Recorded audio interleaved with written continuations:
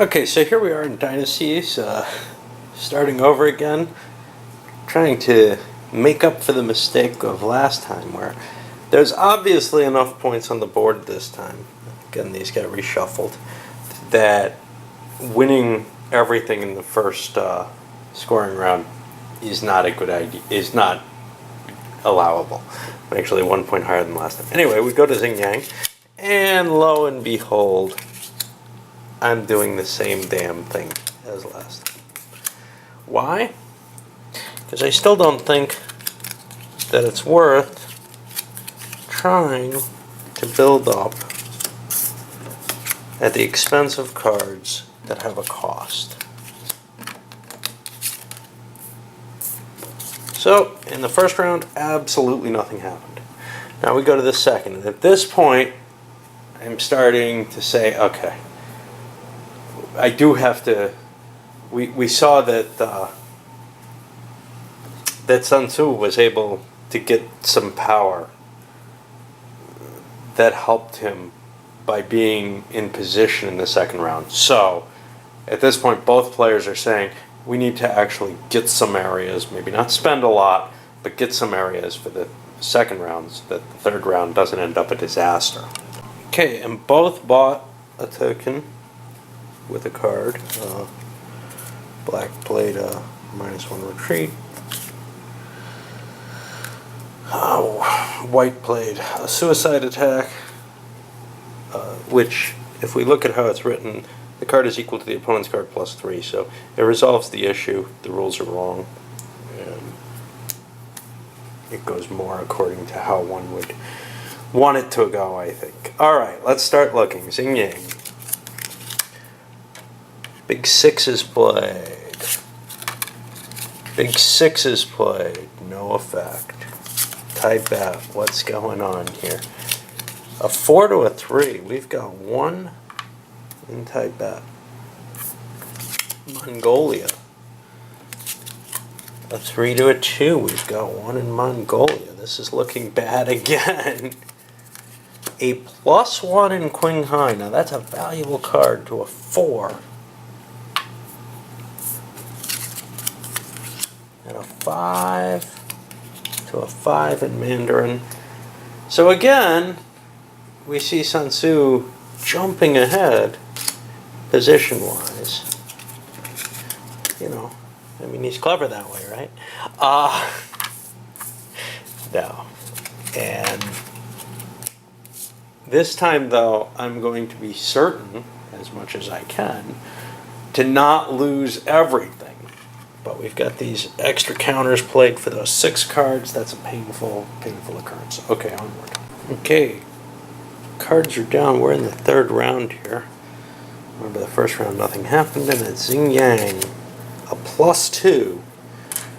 That's going to lose him a chip against a 10. He gets 2 wins in Xing Yang and kills a big card. You think I'm cheating in favor of Sun Tzu? I don't. In type bet, a 5 versus a 5. Nothing changes in type bet. In Mongolia, a 4 versus a 6. 2-point swing in Mongolia. That goes over. In Qinghai, he plays his 6. To a 9, a 3-point swing in Qinghai. 1, 2, 3. And now in Mandarin, plays a 7. To a 7. That empties out. What are the point spread? Alright, let's look. 4, 5 in favor of Sun Tzu versus 3 in favor of Shao. That gives 2 points in favor of Sun Tzu, and we move to the 4th round. Remember, the yellow cards go back in your hand, and then we get a hand draw. Okay, so came back after a little break. Set up the next. This is for the 4th, and we go to Xing Yang, and we have a 2. Against a 1, we get 1 white and Xing Yang. No, yeah, up here. In Tibet, a 6 is played versus a 5. We get 1 more in Tibet. Mongolia. And see, the values are different now. So Tibet went from a 1 to a 4. In Mongolia, we have a 5. Against a 4, we get a white in Mongolia. That removes this. In Qinghai, we have a 3. Against a 2, a white in Qinghai. So again, we're seeing a massive swing across the board. In Mandarin, a 4. Against a 3, a white in Mandarin. Alright, well, that's that round. Nobody played any white cards, so they just get their hands back. One thing that's interesting, I'm kind of not paying attention to it because it isn't mattering, but as the cubes get down, we no longer do things in, you don't have to do things in the specified order as Xinghai down to Mandarin. Now this is important. Let me see who gets to choose.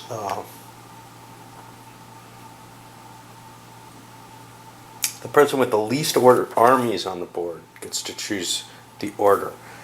So that could be a big advantage actually, because if white's low on pieces, then they won't have the pieces to be able to play on the board later, maybe when their high numbers come up.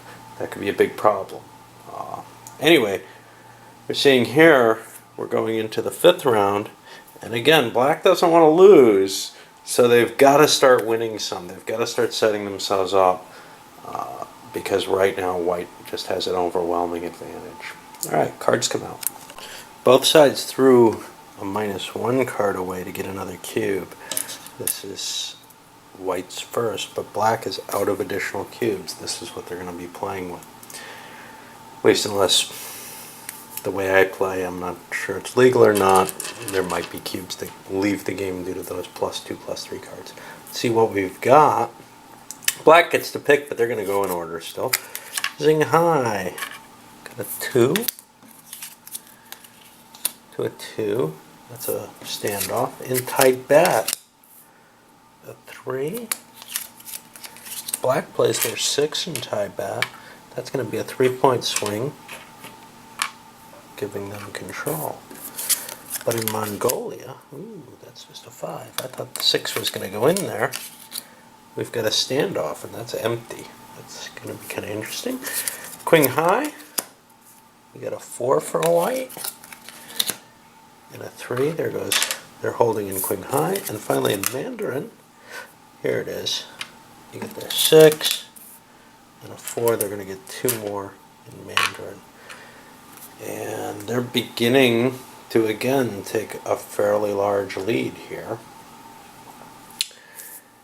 And we go to the scoring round. And there's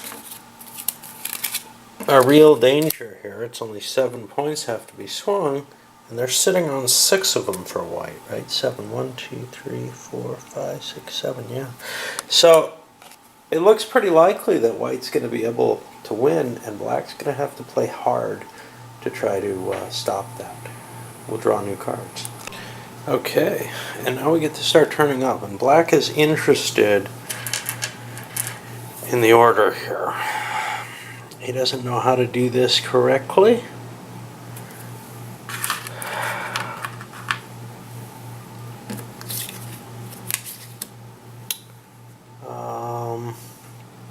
He's going to pick Tibet as his first. A big 10 in Tibet versus a 5. That's 5 cube difference. There's 1. There's 4. Okay, that's enough if everything stays, and there's some pretty big force pulls here. If everything stays, white's going to win. He's going to pick Mongolia next. Mongolia, the 6 cube gets played. but black gets a +1. Black takes Mongolia. Alright, well that's kind of cool. He wants to go to Queen High next, where white plays a +1, and black plays their 6. That gives 1 counter in Queen High. It looks really, really bad. Right now the 2 areas left have to both go over to black for this to be to continue as a game. He's going to go for Xinghai next, where white plays an 8. Black played a plague. That only kills 1 white unit. Not sure quite why he did that, but it does prevent white from scoring that big 8. And finally, and the game is over at this point. Mandarin, white played a 9. Black played an 8. White gets 1 there too. And maybe not. I forgot about these. I forgot that areas black controls count against. I think it's still the case. I mean, we look 3, 7, 8, 9, 10. Those cancel out, so it's a 10-point swing. The game is over. White won again, but I was wrong with my statement that white could win just by holding the 2 areas they had. That's just incorrect. All right, I'm going to come back with a review of this. As we can see, in 2 playings, it was hard to keep. And it's not that black's got a disadvantage here, unless I'm cheating in favor of Sun Tzu. Their decks, I believe, are exactly the same. The only differences are if we play with the specialty cards, which I think have some problems. All right, I'll come back with a review of the base game. I'm not really considering the specialty cards here. Okay, wow, that's probably cocked off to my head or something. So, quick few words about Dynasties. This is the kind of game, and the components are nice, nothing fantastic. The board's kind of weird, pooches and bulges in weird places, but, it's, I think if I put a book on top of it, it would do okay. This is the kind of game that I would play maybe a half dozen times in a row. For whatever reason, I know that I get hooked on something like this with someone, and we just end up playing a few games of it, maybe bringing it out to a coffee shop or something. And the fact that it's got a box rather than just being a deck of cards, although it needs it for the board, kind of decreases the value of that a little bit. But I play it a number of times because it's kind of cool. There's an interesting strategy dynamic in it. But then it's going to sit on my shelf. I know that. This isn't, and maybe every few years I'll break it out and say, yeah, this is kind of a cool game. And I do have to say it is kind of a cool game, and there's a puzzle to it. And the Caesar and Cleopatra has a similar feel, but this, I think, is more impressive to me. The fact that there is a definite victory condition that happens, that can happen fairly easily, makes it more interesting. That you really do have to defend yourself in it. So I think it's a nice little game. The lack of luck, you have your cards, you have your draw, but you have choice between what card you want in your draw. There doesn't seem to be a lot of luck. You're probably, if you go through the whole game, you probably are going to actually go through your deck. I didn't get that far in either of mine. And overall, I'd say it's pretty neat. But what do I hold against it? Well, like I said, the rules are a little ambiguous, and then when we look at those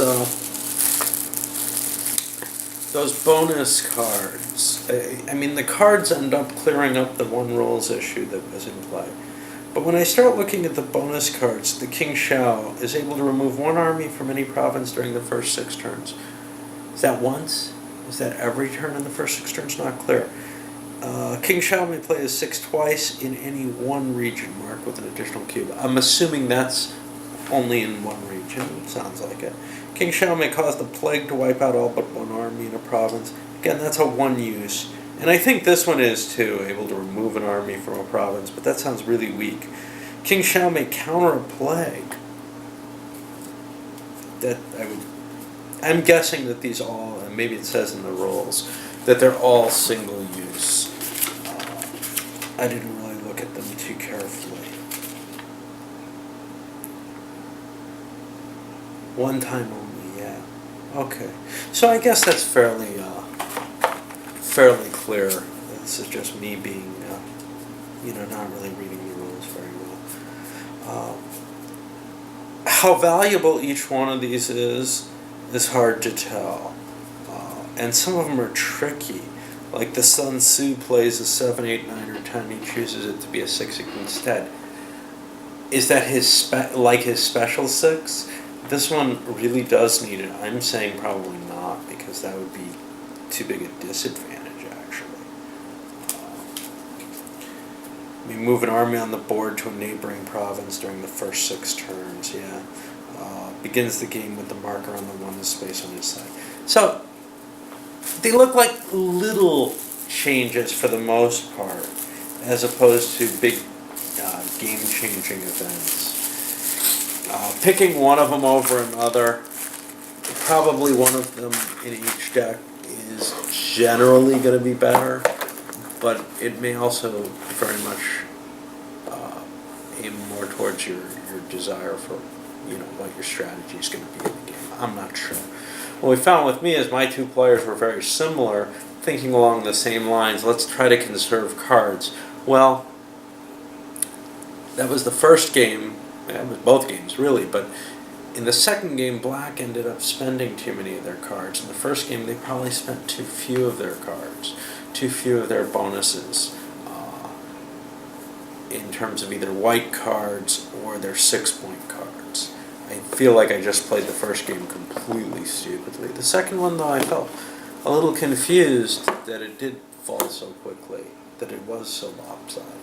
But then, especially since Black played a significant number of their white cards, I think they got a crappy draw, to tell you the truth. They didn't get a lot of number cards. Those big number cards early in the game, they can get you the win easily. But overall, I like it. I think the luck factor goes in nicely with what's otherwise almost a pure bidding strategy type game. Yeah, I could definitely see playing this a handful of times every now and then it just sitting and being almost unplayed, untouched. Not because I've mastered it. I don't think it can be mastered. It's more a matter of you get used to what your opponent's going to do, and there's a certain level to which you play, and then you decide, okay, we're done for now, and then you forget it. And that's when you come back, and both, even with the same two players, you still both have to develop your strategy over a number of games of it to see what you want to do and how you want to react to one another.